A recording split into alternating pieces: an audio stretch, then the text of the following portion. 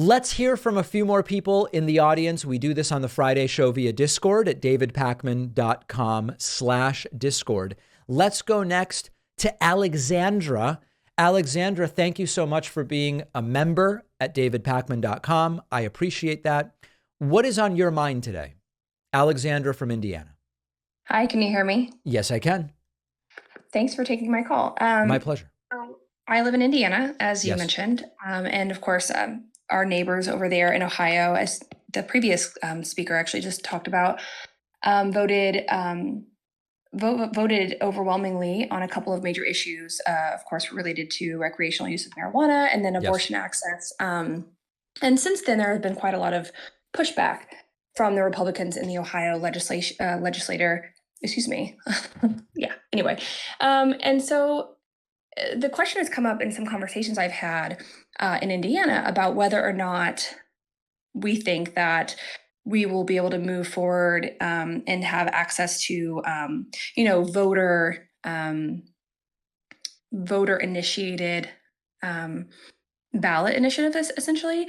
Okay. And general sense is that it's unlikely to happen in Indiana, even though in all the surrounding states, many of the surrounding states are able to do this, and they're able to kind of tell their legislators, hey, this is the things we care about.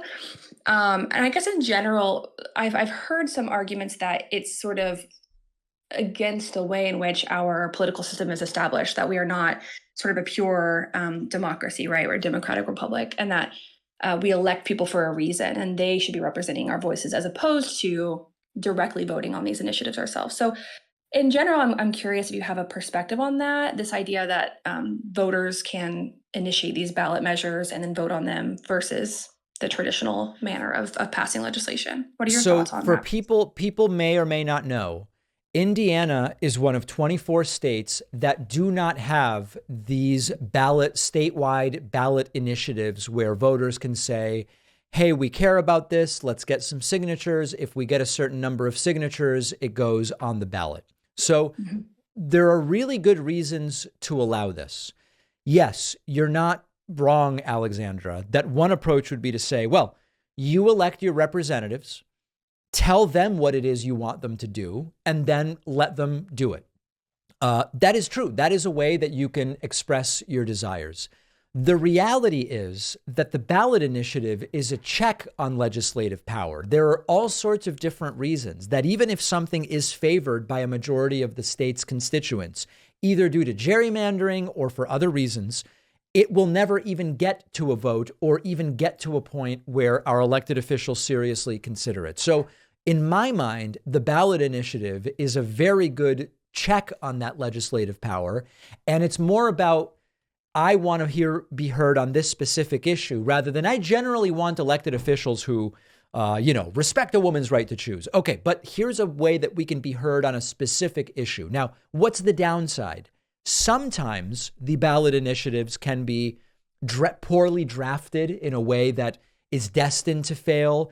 It can be overly simplistic, so it passes and then the implementation is a disaster or it doesn't work or whatever the case may be. I don't find that a good enough reason to say we don't allow ballot initiatives. I'm in favor of ballot initiatives with some reasonable number of signature requirements, and maybe you put in place some system where entities help draft such ballot initiatives. But I'm in favor of the ballot initiatives for sure. Yeah, great. Thank you for that perspective. I think that all sounds quite logical. I'm disappointed we don't have that option right now in Indiana, as you mentioned. Right. But having a neighboring state next door that sort of, hopefully this will become legislation, but makes me feel a little safer as a woman who, is still of an age that could have a child. And so thank you, Ohio voters. But I'd love to see that in Indiana sometime soon too. So thank you for your thoughts. Alexandra from Indiana, thank you so much. Great to hear from you. Why don't we go next to Javi from Orlando, Florida? Javi from Orlando, Florida is undecided in the 2024 election. What's going on? What's on your mind? David, thank you for taking my call.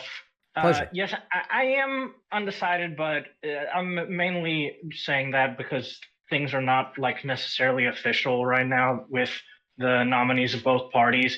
But I'm basically Hello? and an anyone but Trump voter.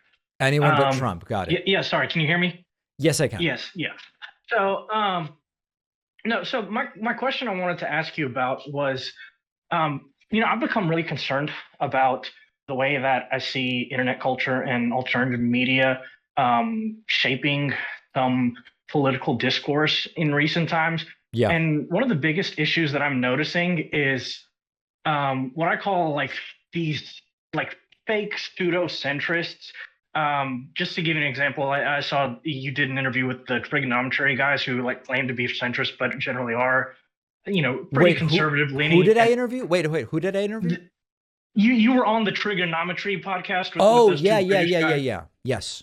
People like them that claim to be centrist, but generally are, super vaccine skeptical, or think that Trump did everything great, except maybe he was just like a little rough around the edges, and a lot of things that I think really minimize right-wing extremism.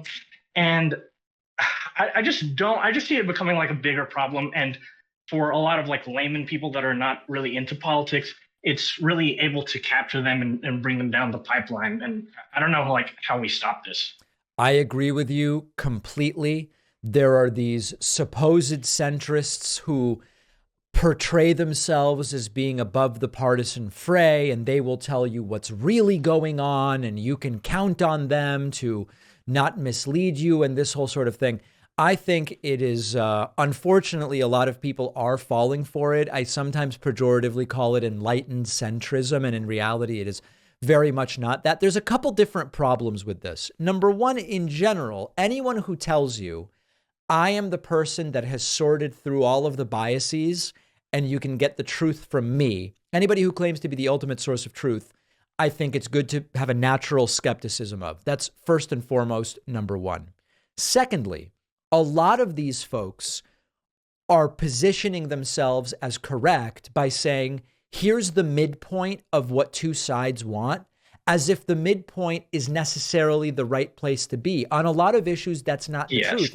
You bring on someone who accepts the climate science and someone who denies it, and you go, well, the truth must be somewhere in the middle. No, the truth is the person who accepts the climate science, right? So I think that it's dangerous for that reason. And then number three, as you're rightly pointing out, many of these centrists aren't actually centrists. They're actually right wing. So well said. And I completely share your concern about this. Yeah. And I think some of them may actually think they're centrist. I think probably more of them are just generally bad faith. And I see a lot of them operating in like the way they operate is using a lot of false equivalencies and red herrings, like trying to say like, okay, yeah, I don't like Trump denying the election results and trying to end democracy. But, Hillary kind of did the same thing. I mean, it's just a total false equivalency and not an honest assessment of the two comparisons. And for people that like don't know like the full facts on like these issues, it's easy to fall for that is the problem that I'm seeing. I agree with you.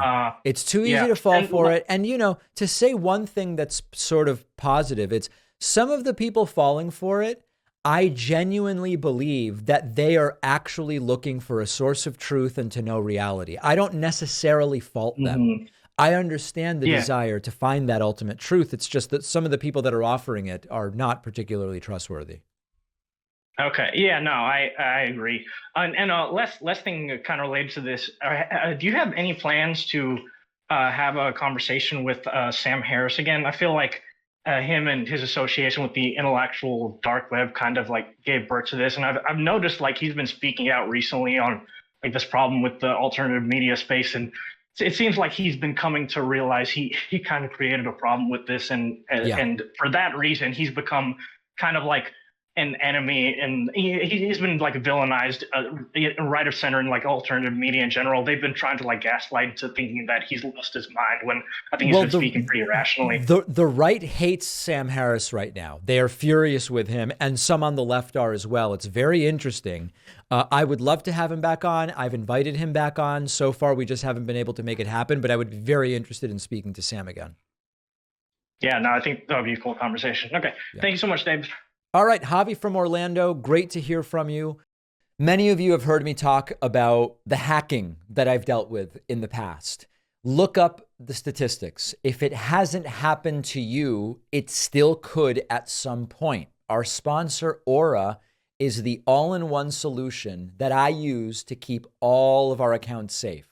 Aura will scan the dark web for your personal info, email, password, social security number, and will alert you if it's found and will help you take steps to fix it. You'll get alerts about suspicious credit inquiries. Aura will monitor bank accounts and home and auto titles to help protect you against fraud. And Aura also will protect your actual devices from malware and scams with state-of-the-art antivirus and a call screener.